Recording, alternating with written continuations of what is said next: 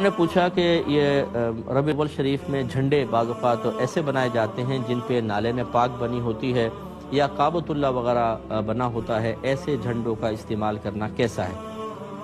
دیکھیں فی نفسی جھنڈا تو صحیح ہے۔ جب نبی کریم صلی اللہ علیہ وسلم ہجرت کرتے ہوئے مدینہ منورہ داخل ہونے لگے تو حضرت بریدہ اسلمی رضی اللہ تعالی عنہ نے عرض کیا رسول اللہ میں چاہتا ہوں کہ آپ کا مدینہ میں داخلہ جھنڈے کے ساتھ ہو۔ اجازت ملی تو آپ نے اپنا امامہ کھولا، اس کو نیزے پہ باندھا، ایک جھنڈا بنایا اور اس علم کے مطلب بنا کر آپ اندر گئے ہیں۔ تو یہ جھنڈوں کا استعمال تو شرعاً صحیح ہے، لیکن ان پر کچھ بنانا یہ ہم اس کو منع کریں گے۔ وجہ اس کی یہ ہے کہ نالین پاک سرکار کی نالین اقدس کا یہ نقش ہوتا ہے، اگرچہ اصل نالین نہیں ہے لیکن مناسب نہیں ہے کہ وہ جھنڈے گر بھی جاتے ہیں، پیروں میں آ جاتے ہیں، بدتمیزیاں ہوتی ہیں۔ بعض لوگ ان مسئلوں کو نہیں سمجھتے، اس کی گہرائی نہیں سمجھتے، تو وہ آبجیکشن بہت ہی بد تہذیبی کے ساتھ کر دیتے ہیں کہ یار تم یہ ہمارے سروں پہ جوتیاں لہرا رہے ہو، معاذ اللہ ثم معاذ اللہ۔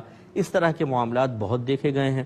یوں ہی کعبۃ اللہ کا عکس اگر بنایا، کوئی شبیہ بنائی اور وہ گر رہا ہے زمین پر اور اس کو کچل رہے ہیں لوگ، گندے میلے کچیلے ہاتھوں سے پکڑ رہے ہیں، تو یہ مناسب نہیں ہے کہ اس طریقے سے ان مقدس تصویروں کو یا مقدس مقامات کے عکوس کو اس طرح استعمال کیا جائے۔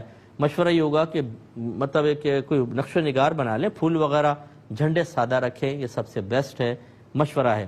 لیکن میں یہ نہیں کہہ رہا ہوں کہ کوئی اگر کعبۃ اللہ کا تو بنائے گا یا کسی بزرگ کے مزار کی پکچر اس پہ بنائے گا تو وہ گناہ گار ہوگا، گناہ نہیں ہے، لیکن اس میں بے ادبی کا چونکہ شائبہ ہے، اس لیے ہمارا مشورہ ہوگا کہ اس طرح نہ بنایا جائے۔